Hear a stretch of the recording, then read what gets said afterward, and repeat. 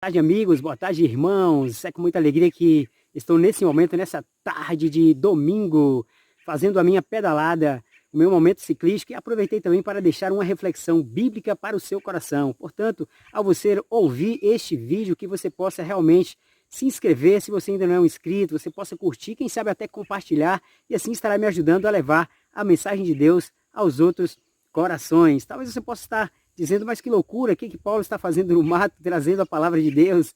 Ou seja, não existe lugar certo para pregar a palavra de Deus. Nós sabemos que Jesus Cristo usou todos os lugares, todos os meios por onde ele passava para levar uma palavra de reflexão às pessoas que com ele ali estavam. Ele usou realmente o barco como púlpito, ele pregou no mar, ele pregou realmente nos montes, ele pregou também nas sinagogas e também em determinados outros lugares. O mais importante é levar a palavra de Deus, ok? Vamos lá, sem mais delongas, eu gostaria de deixar alguns versículos no livro de Mateus, no capítulo 14, do versículo 28 a 30, que diz assim: E respondeu-lhe Pedro, e disse: Senhor, se és tu, manda-me ir ter contigo por cima das águas. E ele disse: Vem. E Pedro, descendo do barco, andou sobre as águas para ir ter com Jesus.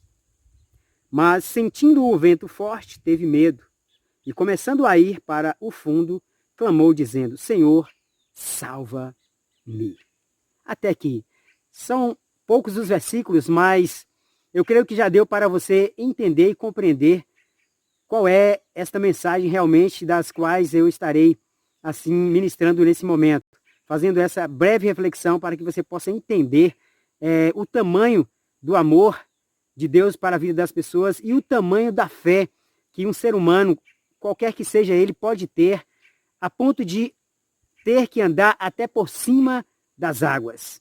Essa mensagem é uma mensagem que traz assim muita inspiração para os nossos corações, quando na verdade a gente viu aqui, anteriormente Jesus Cristo estava com seus discípulos, ali pregando para a multidão, e antes de eles despedir a multidão, ele realmente fez uma grande multiplicação de pães e peixes, e após eles terem saciado a sua fome, Jesus Cristo pediu para que eles voltassem para suas aldeias, voltassem para suas famílias, para os seus lugares, e pediu aos discípulos que eles voltassem também para o outro lado do Mar da Galileia. Eles pegassem o barco e atravessassem o outro lado, que ele iria depois.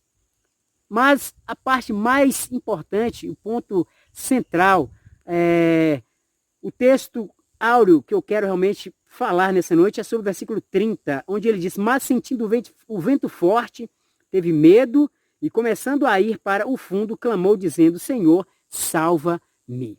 Ou seja, os discípulos já teriam pegado o barco, já estavam no meio do mar, e Jesus Cristo, aproveitando ali a oportunidade, já era quase de noite, ele então depois foi orar, depois pediu a multidão, e os discípulos saíram realmente navegando mar adentro, até que eles encontraram uma situação um pouco adversa.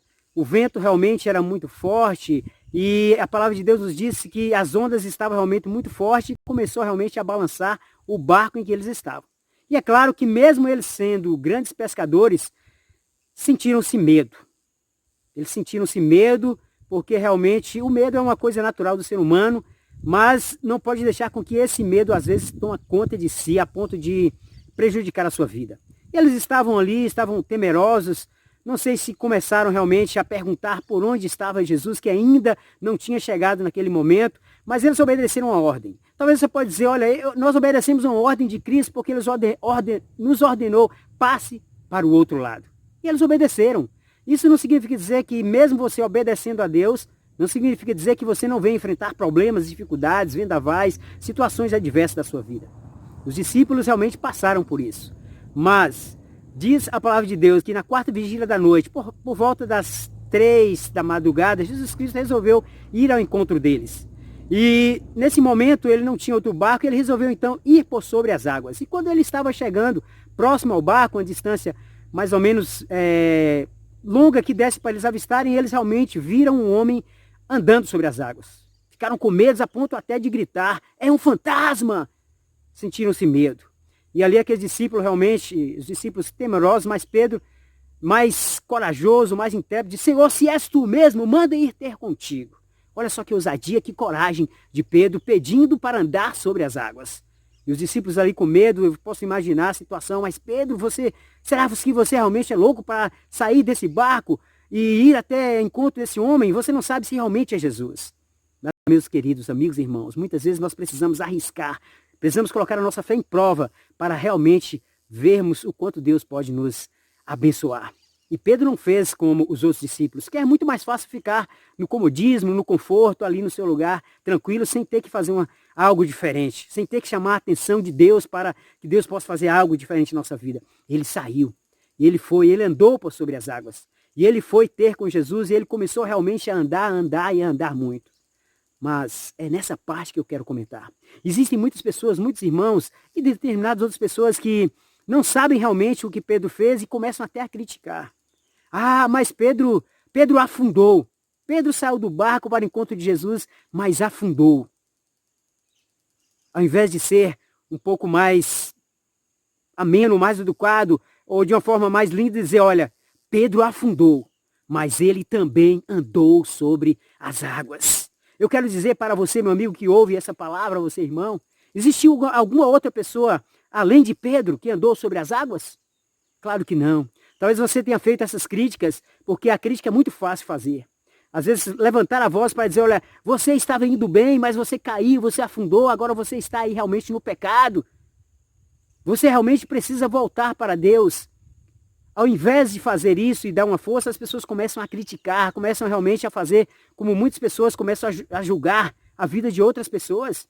Esquece que assim como Pedro realmente ele andou, ele afundou, mas ele andou. Talvez você que esteja caído aí, saiba que você talvez tenha sido forte, mas você está aí cansado, achando que não tem mais saída para você, achando que você realmente não possa voltar mais. Mas eu quero lhe dizer que assim como Pedro afundou, mas Deus novamente o colocou de pé, ele estendeu a mão e o colocou novamente de pé. E talvez você possa dizer, olha, Pedro foi o único que conseguiu andar uma vez sobre as águas. Não, Pedro não conseguiu andar uma vez. Ele andou 2 vezes sobre as águas. Sabe por quê, meu querido? Porque quando Jesus colocou ele de pé, ele não levou nos braços.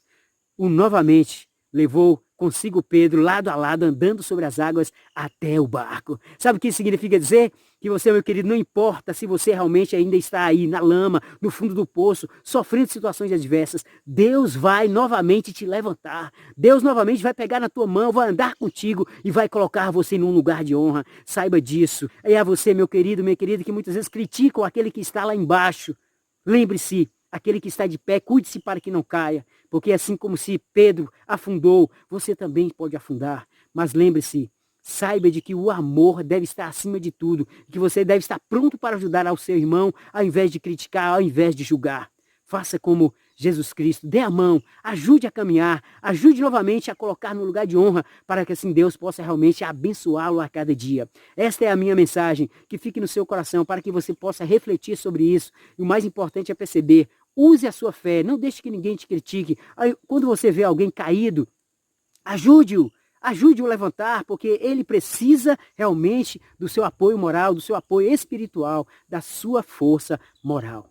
É isso aí. Eu agradeço, fico por aqui. E que essa mensagem possa ser profundamente aos seus corações e que nós possamos a cada dia estarmos caminhando de mãos dadas com Cristo, porque os céus nos esperam. Muito obrigado. Que Deus abençoe poderosamente a minha vida e a sua vida, em nome de Jesus. Isso aí.